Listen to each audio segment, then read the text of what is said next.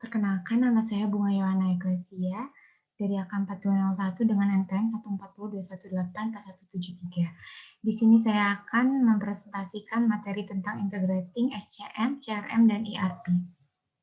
Di sini kita bisa melihat revolusi alat bantu komputerisasi dari tahun 1960 sampai tahun 2005. Yang pertama, CRM adalah strategi manajemen hubungan pelanggan yang bertujuan untuk menjaga hubungan dengan pelanggan ataupun calon pelanggan untuk mengumpulkan semua data pelanggan dan juga merekam aktivitas tenaga kerja penjual dalam menjalankan hubungannya dengan pelanggan.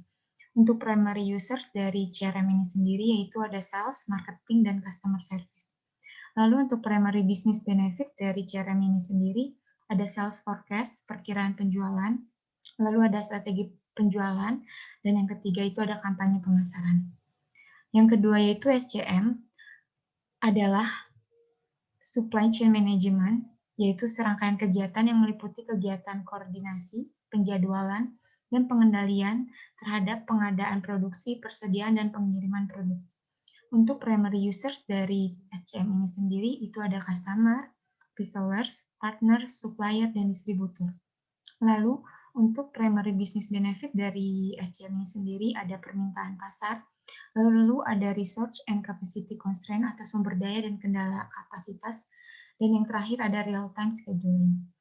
Yang ketiga itu ada ERP atau Enterprise Resource Planning, yaitu sistem perangkat lunak yang dirancang untuk mengintegrasikan area fungsional utama dari proses bisnis perusahaan ke dalam suatu sistem yang terpadu dan tertuju. Untuk primary users dari ERP ini sendiri itu ada accounting, finance, logistik, dan production. Dan untuk primary business benefit dari ERP sendiri itu ada forecasting, planning, perencanaan, purchasing, pembelian, ada manajemen material, ada warehousing, ada inventory, dan yang terakhir ada distribution. Supply chain management, seperti yang saya udah jelaskan tadi, itu kegiatan yang meliputi kegiatan koordinasi, penjadwalan, dan pengendalian terhadap pengadaan produksi dan persediaan ataupun pengiriman produk. Value chain sendiri menggambarkan keseluruhan aktivitas yang dibutuhkan untuk menghasilkan barang atau jasa, mulai dari proses perancangan, input bahan mentah, proses produksi, sampai kepada distribusi kepada konsumen akhir, serta pelayanan setelah pemasaran. Di sini kita bisa melihat kegiatan dari kegiatan atau contoh value chain dari primary activities. Yang pertama dan yang keduanya itu ada support activities. Yang termasuk ke dalam primary activities sendiri itu ada 5. Yang pertama ada inbound logistik, aktivitas yang berhubungan dengan penanganan material sebelum digunakan. Lalu operation, aktivitas yang berhubungan dengan pengolahan input menjadi output. Yang ketiga, ada outbound logistik, aktivitas yang dilakukan untuk menyampaikan produk ke tangan konsumen.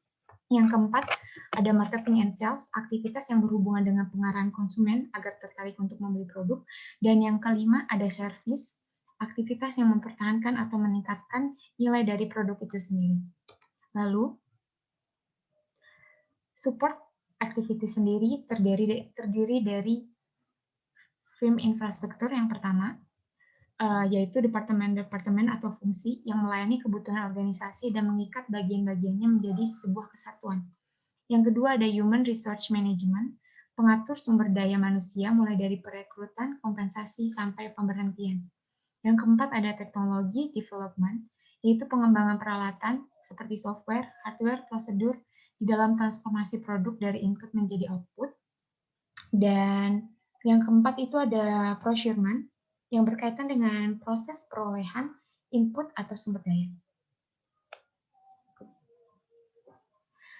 Supply chain management, pihak yang terkait atau ikut serta dari SCM ini sendiri, yaitu pihak yang bertanggung jawab untuk memaksimalkan customer value dan dapat mencapai keunggulan kompetitif yang berkelanjutan dan efisien. Di sini yang terdiri dari SCM itu sendiri, yang pertama itu ada analisis, kedua logistik, lalu time to market, lalu plan atau perencanaan, lalu ada distribusi, ada procurement, ada profit atau keuntungan, lalu manajemen.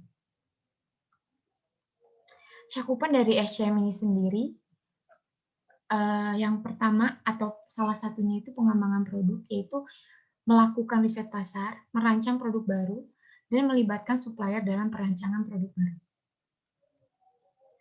Untuk komponen SCM itu sendiri, menurut Turban tahun 2004, ada komponen utamanya. Yang pertama yaitu Upstream Supply Chain Management, sebuah proses di mana perusahaan mendapatkan supplier dari pihak luar untuk mendapatkan bahan baku. Yang kedua ada Internal Supply Chain Management, proses di mana terjadinya perubahan dari bahan baku menjadi produk jadi. Dan yang ketiga ada Downstream Supply Management, proses di mana pendistribusian barang oleh perusahaan kepada customer yang dimana biasanya dilakukan oleh eksternal distributor. Proses pada SCM ini sendiri menurut Indrajit dan Joko Pranoto 2003, dalam SCM ada beberapa pemain utama. Yang pertama ada supplier, manufaktur, distributor atau wholesaler, retail outlets, dan yang kelima ada customer. Untuk pemain utama yang pertama itu yaitu supplier. Jaringan yang bermula dari sini merupakan sumber yang menyediakan bahan pertama di mana mata rantai penyaluran barang akan dimulai. Lalu ya dari supplier dilanjutkan atau dihubungkan ke manufaktur, yaitu rantai yang kedua, untuk merakit atau mengkonversikan ataupun menyelesaikan barang ataupun produk. Yang ketiga, ke distributor, barang yang sudah jadi dihasilkan dari manufaktur sudah mulai disalurkan kepada pelanggan. Yang keempat ada retail outlet. Pedagang besar biasanya mempunyai fasilitas gedung sendiri atau dapat juga menyewa dari pihak lain. Gudang ini digunakan untuk menimbun barang sebelum disalurkan ke pihak pengecer.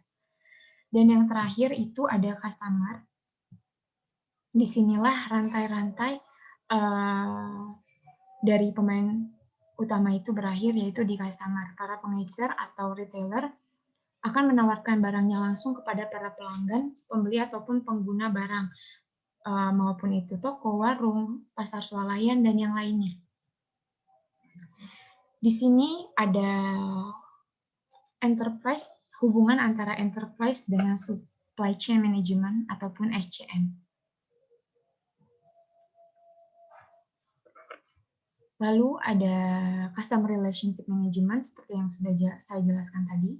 Di sini ada SCM yang terdiri dari satisfaction, loyalty, service, reliability, improvement, marketing, quality, dan support.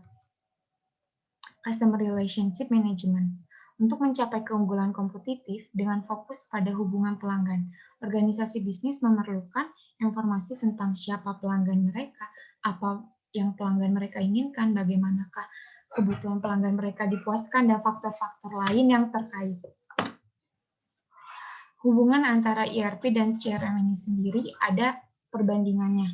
Dan ERP dan CRM ini sendiri mempunyai keterkaitan yaitu shared features. Yang pertama ada Salesforce Automation dan yang kedua ada Marketing Automating. Tujuan Customer Relationship Management. Menurut Kalakota dan Robinson, yang pertama tujuan dari CRM ini sendiri yaitu menggunakan hubungan yang sudah ada untuk meningkatkan pendapatan. Tujuan yang kedua, menggunakan informasi yang terintegrasi untuk pelayanan yang memuaskan kepada pelanggan. Yang ketiga, tujuannya itu menciptakan saluran proses dan prosedur komunikasi yang konsisten dan berulang.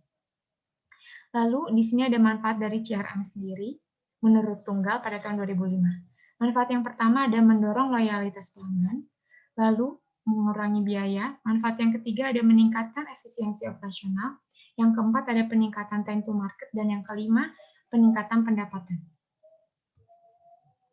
Dimensi dari CRM ini sendiri yang pertama itu ada identifikasi pelanggan atau customer identification, di mana perusahaan harus bisa mengidentifikasi pelanggan supaya diperlakukan sesuai dengan yang diharapkan sehingga mempunyai hubungan yang baik dan saling menguntungkan. Yang kedua, dimensi membangun daya tarik terhadap pelanggan ataupun customer attraction. Dimensi yang ketiga, mempertahankan pelanggan yang ada atau customer retention. Dan dimensi yang terakhir, pengembangan pelanggan ataupun customer development. Manfaat dari sistem terintegrasi ada dua, manfaat terhitung ataupun manfaat tidak terhitung. Manfaat terhitung atau tangible itu sendiri, di sini ada beberapa. Ada pengurangan inventory dan SDM, ada peningkatan produktivitas, pengolahan order, siklus pengolahan keuangan, pengurangan biaya teknologi informasi dan biaya pengadaan, peningkatan manajemen keuangan, pendapatan, pengurangan biaya transportasi dan logistik, pengurangan biaya pemeliharaan, serta peningkatan kualitas pengiriman produk yang tepat waktu. Dan untuk manfaat yang tidak terhitung sendiri atau intangible, terdiri dari 5, yaitu visibilitas dan transparansi informasi, peningkatan proses atau terciptanya proses baru, pandangan positif konsumen atas perusahaan, globalisasi, dan peningkatan kinerja bisnis. SCM dan CRM ini sendiri saling berkaitan dengan ERP. SCM terfokus pada supplier, CRM fokus kepada customer, dan ERP sendiri fokus kepada back office. Lalu dari ketiga kegiatan tersebut adalah input yang disebut data source lalu diproses di data warehouse dan outputnya itu terdiri dari 3 users. User pertama ada OLAP, analisis, yang kedua data mining, dan users yang ketiga reporting. Terima kasih untuk waktu dan perhatiannya. Mohon maaf bila ada salah kata. Selamat sore, terima kasih.